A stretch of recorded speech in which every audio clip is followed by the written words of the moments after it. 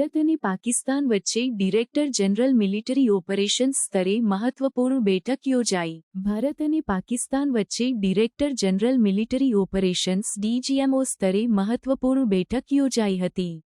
બંને દેશોના સેના અધિકારીઓ વચ્ચે યોજાયેલી આ વાતચીત શાંતિપૂર્ણ અને સકારાત્મક માહોલમાં સંપન્ન થઈ હતી। મહત્વની બાબત એ રહી કે બંને તરફથી શાંતિ જાળવવાની સંમતિ આપી અને ભવિષ્યમાં ઉશ્કેરણીજનક પગલાં ન ભરવાનું નક્કી કર્યું।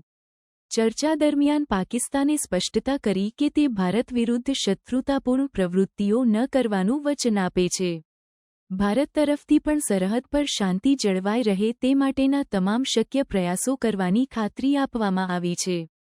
આ સંવાદે સરહદી વિસ્તારમાં તણાવ ઘટાડવામાં મહત્વની ભૂમિકા ભજવવાની આશા વ્યક્ત કરાઈ છે।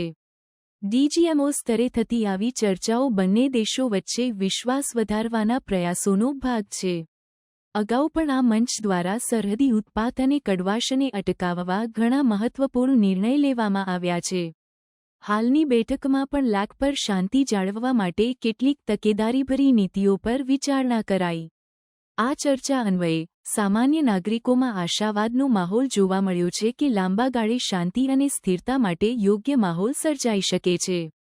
જો બંને દેશો પોતાની પ્રતિબદ્ધતાઓ પર અડીખમ રહેશે તો ઉપખંડમાં શાંતિ અને વિકાસના નવા દ્વાર ખુલી શકે છે।